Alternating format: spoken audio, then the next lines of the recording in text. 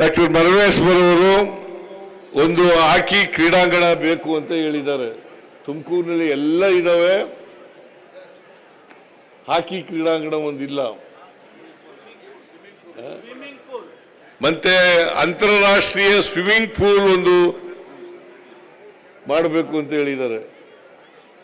ಜೊತೆಗೆ 25 ಕೋಟಿನೂ ಕೂಡ ಕೇಳಿದ್ದಾರೆ. 25 ಕೋಟಿ ಕೊಡಕ್ಕಾಗಲ್ಲ. ಮಂಗಳೂರು ಮತ್ತು ಉಡುಪಿನಲ್ಲಿ ಎಷ್ಟು ಕೋಟಿಗಳನ್ನು ಕೊಟ್ಟಿದ್ದೇವೆ ಅಷ್ಟು ಕೋಟಿ ರೂಪಾಯಿಗಳನ್ನ ಇಲ್ಲೂ ಕೂಡ ಕೊಡ್ತೇವೆ ಅಂತಕ್ಕಂಥ ಮಾತುಗಳನ್ನ ಈ ಸಂದರ್ಭದಲ್ಲಿ ಹೇಳಲಿಕ್ಕೆ ಬಯಸ್ತಾ ಇದ್ದೀನಿ. 6 ಕೋಟಿ ಕೊಟ್ಟಿದ್ದೀನಲ್ಲ ಅಲ್ಲಿ, 6 ಕೋಟಿ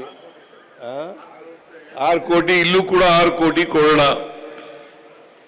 ನಾವು ತುಮಕೂರು ಜಿಲ್ಲೆಯಿಂದ ಉತ್ತಮವಾದಂಥ ಕ್ರೀಡಾಪಟುಗಳು ಬರಲಿ, ಅವರೆಲ್ಲರೂ ಕೂಡ ರಾಷ್ಟ್ರ ಮಟ್ಟದಲ್ಲಿ, ಅಂತಾರಾಷ್ಟ್ರ ಮಟ್ಟದಲ್ಲಿ, ಒಲಿಂಪಿಕ್ಸ್ನಲ್ಲಿ, ಏಷ್ಯನ್ ಗೇಮ್ಸ್ನಲ್ಲಿ ಮತ್ತು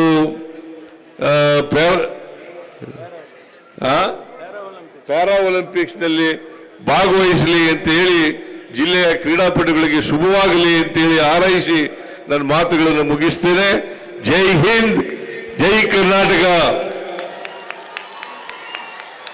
ಜೈ ತುಮಕೂರು ಕರ್ನಾಟಕ ಕ್ರೀಡಾಕೂಟ, ತುಮಕೂರು.